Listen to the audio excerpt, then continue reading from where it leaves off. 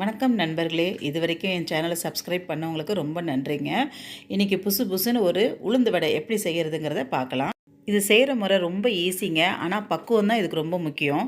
ஒரு அரை அளாவுக்கு உளுந்து எடுத்துக்கோங்க. அதுக்கு 2 ஸ்பூன் பச்சரிசி போட்டு நல்லா 3 தடவை 4 தடவை களைஞ்சிட்டு ஊற வச்சுருங்க. ஒரு 3 to 4 ஹவர்ஸ் நல்லா ஊறட்டும். உளுந்து நல்லா ஊறினதுக்கப்புறமா கிரைண்டரில் போட்டு ஆட்டுங்க.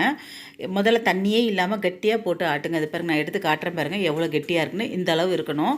மாவு பாதி அரைஞ்சதுமே கொஞ்சம் தண்ணி தெளித்து ஒரு ஸ்பூன் அந்த மாதிரி கொஞ்சம் கொஞ்சமாக தெளித்து ஆட்டுங்க. கெட்டியாகவே தான் இருக்கணும். நான் அந்த ஃபைனல் ஸ்டேஜ் காட்டுறேன் பாருங்கள் எந்த அளவுக்கு சாஃப்டாக இருக்குன்னு. இப்படி இருக்குது பாருங்களேன்.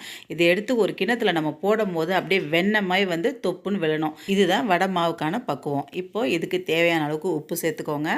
சேர்த்துட்டு வெங்காயம், கொஞ்சம் கருவேப்பிலை, கொஞ்சம் கொத்தமல்லி, இஞ்சி, சில பேர் சீரகம் சேர்ப்பாங்க, நான் சேர்க்குறதில்ல. இதெல்லாம் போட்டு திருப்பி ஒரு தடவை நல்லா பீட் பண்ணி அடிங்க. நல்லா கையிலே போட்டு பிசைஞ்சு நல்லா பீட் பண்ணணும். அது 2வது பக்குவம். போட்டதுக்கப்புறமா நல்லா எண்ணெயை காய வச்சுட்டு, எண்ணெய் காஞ்சதும் நம்ம விரல் நினச்சிட்டு நமக்கு எந்த அளவுக்கு வடை வேணுமோ அதுக்கான மாவை அப்படியே எடுத்து ஒரு உருட்டு ஊட்டிக்கோங்க. தண்ணி இருக்கனால அது கையில் ஒட்டாது.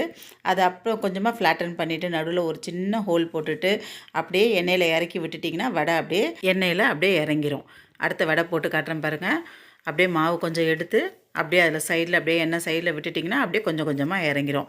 இந்த மாதிரி இந்த எண்ணெய்க்கு தகுந்த மாதிரி 2 வடை 3 வடை அது மாதிரி போட்டுக்கோங்க. போட்டுட்டு நல்லா 2 பக்கமும் செவக்க 2 பக்கம் நல்லா முறுமுறுன்னு செவந்ததுக்கப்புறமா எடுத்திங்கன்னா புசுன்னு வடை ரெடி ஆயிரும். மெயினானது ஆட்டும் போது லைட்டாக தண்ணி தெளித்து ஆட்டணும். 2வது நல்லா பீட் பண்ணிவிட்டு அப்புறமா வடை போடுங்க. ரொம்ப சூப்பராக வரும். பார்த்திங்களா எந்த அளவுக்கு கிறிஸ்பியாக வந்திருக்கு. எண்ணெயும் குடிக்காது இது.